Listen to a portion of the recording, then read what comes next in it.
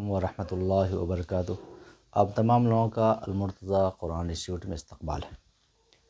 اب یہ ہم لوگ افسانہ نگار کے بارے میں پڑھنے جا رہے ہیں، اور یہ ہمارے درخشاں کا یہ آخری یعنی وہ افسانہ نگار میں سے آخری افسانہ نگار ہے۔ آئیے ان کے بارے میں پڑھتے ہیں۔ یہ ہے نگار عظیم آبادی۔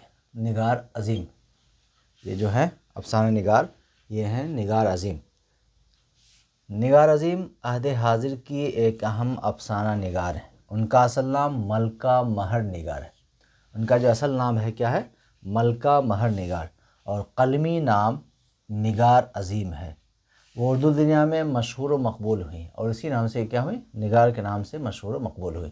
اردو کے علاوہ انہوں نے ڈرائنگ اور پینٹنگ میں بھی ایم اے کیا۔ انہوں نے سعادت حسن منٹو کی افسانہ نگاری کا تنقیدی جائزہ پیش کر کے جامعہ ملیہ اسلامیہ سے پی ایچ ڈی کی ڈگری بھی حاصل کی ہے۔ اس وقت خواتین افسانہ نگاروں میں ان کی خاص پہچان یوں بھی بنتی ہے کہ انہوں نے خواتین کی جذبات و محسوسات اور ان کے مسائل پر متعدد افسانے لکھے ہیں۔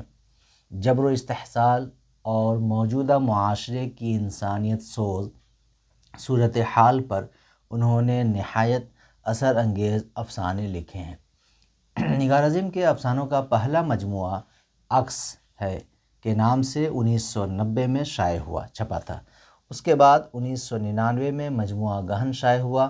افسانوں کے علاوہ انہوں نے سفر نامے اور تنقید کے میدان میں بھی نمایاں کام کیے ہیں۔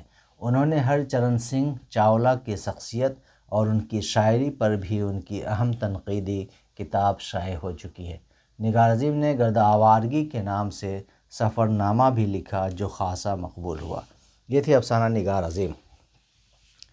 افسانہ نگار جو ہیں وہ ہیں عظیم، ان کا نام ہی ہے نگار عظیم۔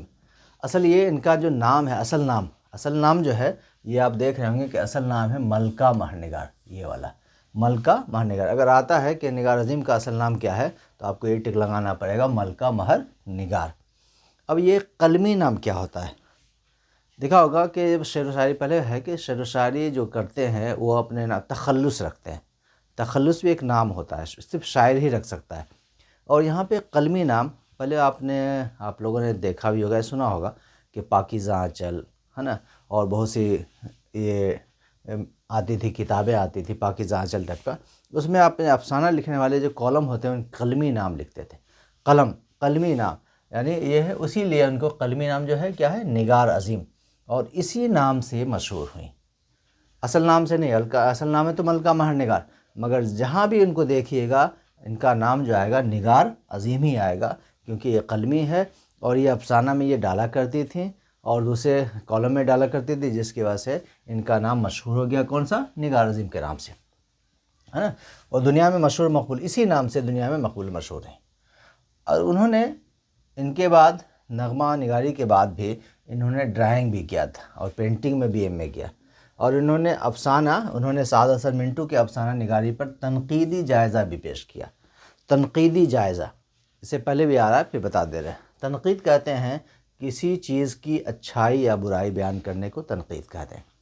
یعنی انہوں نے جو سعادت حسن منٹو نے جو افسانہ لکھا تھا، ان کے افسانے پر انہوں نے جائزہ لیا ہے، تنقیدی جائزہ لیا۔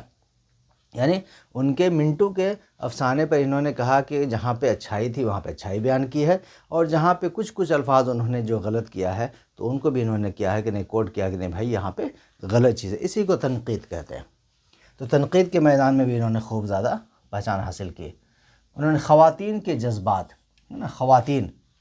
خواتین یہ عورتوں کے مسئلے مسائل، خواتین ہے نا، خواتین جو ہوتے ہیں عورتوں کے جذبات، عورتوں کے جذبات و محسوسات کا انہوں نے خوب، یعنی زیادہ تر انہوں نے افسانہ، ابھی آپ آگے پڑھیں گے انشاءاللہ، اس میں ایک افسانہ ہے جو عورتوں ہی کے بارے میں لکھا گیا ہے، یعنی عورتوں کے جذبات کو بیان کیا گیا ہے اور ان کے محسوسات کو بیان کیا گیا ہے کہ عورتیں کتنی زیادہ کیا چیزیں سوچتی ہیں، اس کے بارے میں خوب، یعنی انہوں نے خواتین کے اوپر بہت زیادہ لکھا ہے۔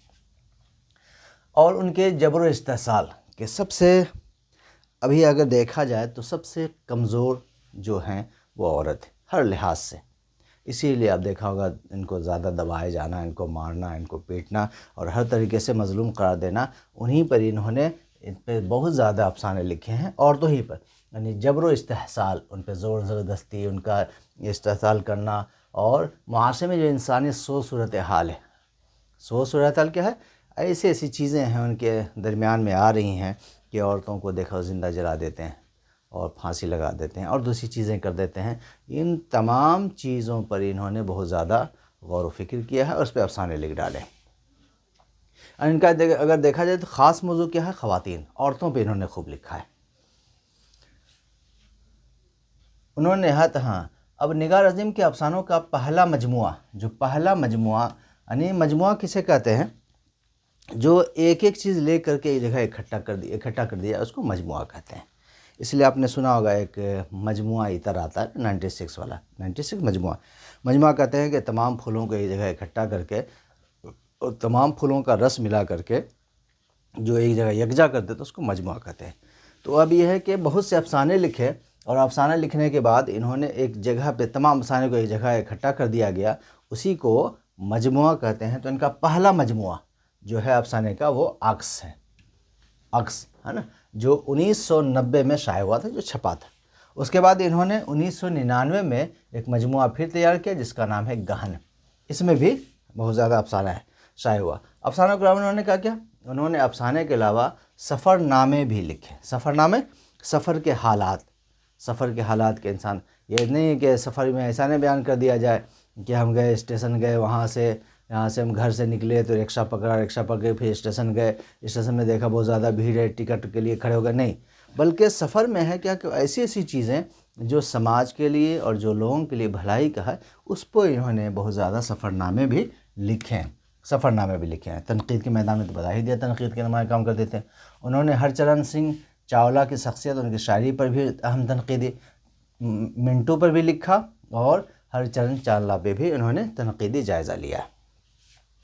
نگار عظیم نے ایک سفرنامہ بھی لکھا ہے۔ تو سفرنامہ جو تھا ان کی گرد آوارگی کے نام سے ایک سفرنامہ ہے، اس کو بھی آپ پڑھ سکتے ہیں۔